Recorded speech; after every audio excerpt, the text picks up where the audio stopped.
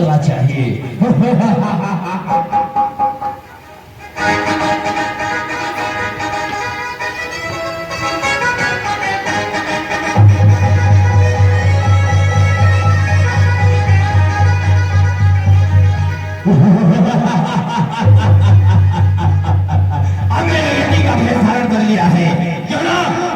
चल करके इसकी कुटिया में प्रवेश करूंगा और आज तो सीधा पहाड़ करके ही लंका ले जाऊंगा। चलना चाहिए कुटिया के समय।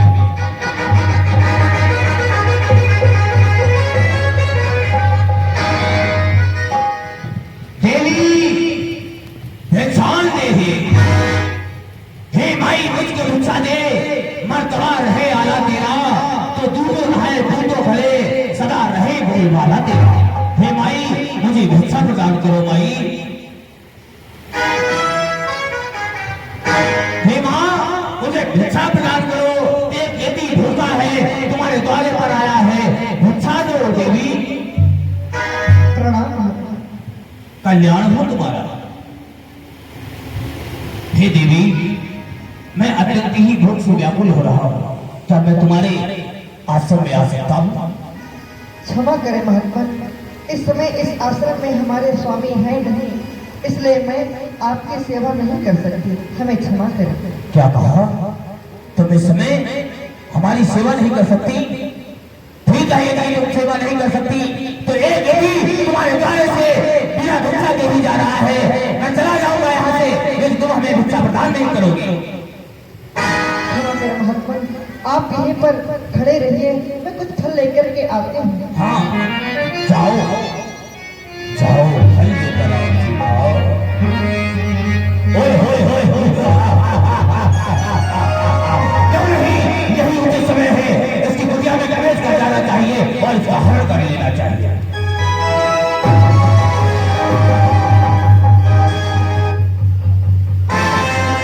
क्या जैसे ही मैंने कुटिया में प्रवेश करना चाहा, ये यहाँ पर रेखा खींची हुई है।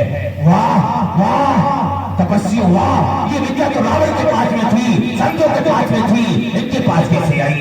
किंतु कोई बात नहीं, मुझे भी लंकेश कहते हैं, मैं आज इसका हरण करके यहाँ से ले जाऊंगा, अवश्य ले जाऊंगा। आओ देवी आओ। महात्मा कुछ फल लेकर के मैं आई हूँ, कृपा कर इन्हें ग्रहण कीजिए। क्यों नहीं, अवश्य ही ग्रहण करूंगा। रेखा को पार करो देवी। क्षमा करें महात्मा, हमारे देवर जी एक सीमा की रेखा खींच करके गए हैं और उनकी आज्ञा है कि आप रेखा के बाहर मत निकलना, इसलिए आप यहाँ आकर के ये भिक्षा ग्रहण कर सकते हैं। तुम्हारे देवर की आन है तो ठीक है कि यदि भी बची हुई भिक्षा नहीं लेता, यदि आपको भिक्षा देना है तो उस रेखा के बाहर आना होगा। और मैं देख रहा हूँ कि तुम्हारा स्वामी एक व्यक्ति पीछे गया है और मैं दूर में आकर तुमसे श्राप भी दे दूंगा। हमें क्षमा करें महात्मा, मैं आपको पहचान नहीं पाई, आप इतने प्रकार दृष्टि हैं। आओ आओ आओ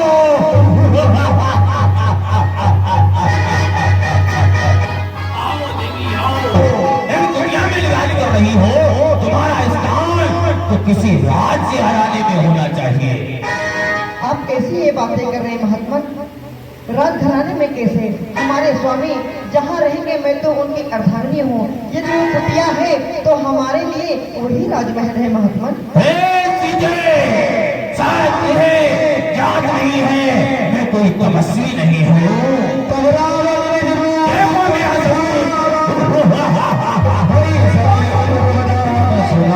तुम कौन हो भूमि के भेष में, एक महात्मा के भेष में, संतों के नाम को कलंकित करने वाले? सीता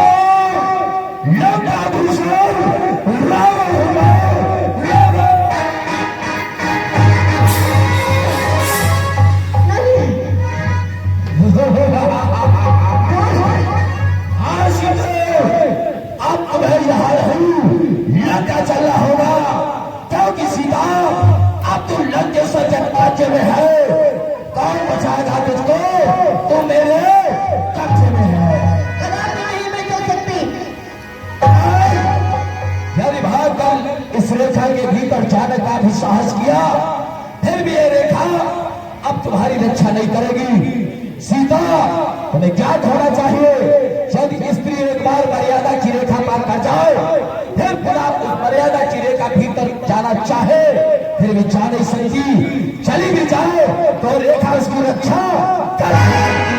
तूने मर्यादा की रेखा पार कर दी है, चल अब तो तुझे 10 किलो रावण के साथ लंका चला होगा और उनका दूसरा रावण की आज्ञा बनना होगा।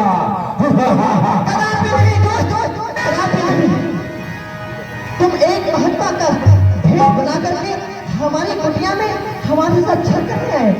अगर तुम्हें इतना ही वो था, इतने ही योद्धा थे, तो इसी भेष में और हमारे स्वामी के रहते आए होते तो तुम्हें योद्धा समझती।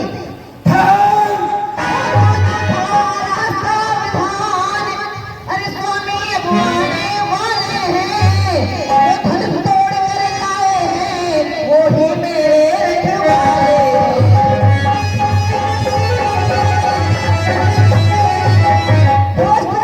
अब तक मैं उस रेखा में थी, अब मैं सत्य की रेखा में हूँ। अबला हूँ, इतना बल है, पतिव्रत की रेखा में मैं हूँ।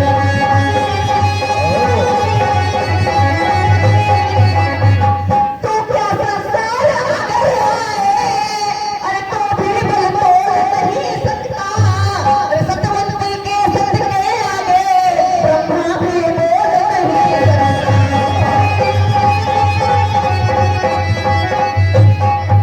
अरे काने के बटवे की सजना, अरे करती झोली बिन मंगे की।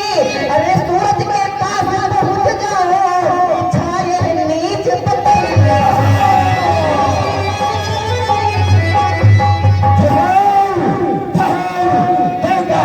तुम्हारी रक्षा करता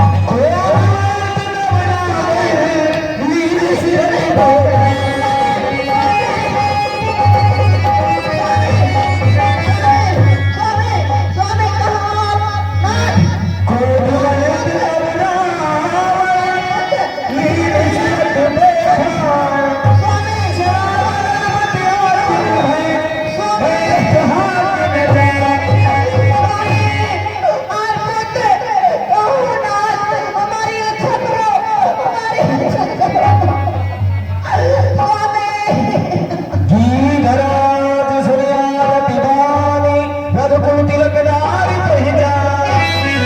स्वामी, इसमें तुम्हारा कोई दोष है, यदि हमने तुम्हारी आज्ञा का उल्लंघन किया। ऐसा प्रतीत हो रहा है रघुकुल की रानी सीता का प्यार नहीं, ऐसा ही हो सकता, क्योंकि जिस समय राम हमारे यहाँ आए थे, मैंने ही कहा था अपने यहाँ निवास करो।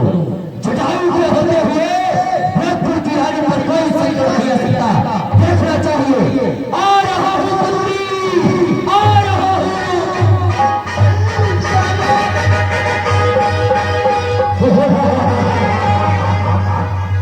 रावण, तेरा युवराजा हो, रघुकुल की रानी हो, इस प्रकार होती आई, यदि अपना कंगाल चाहता है, सीता को छोड़कर चला जाओ।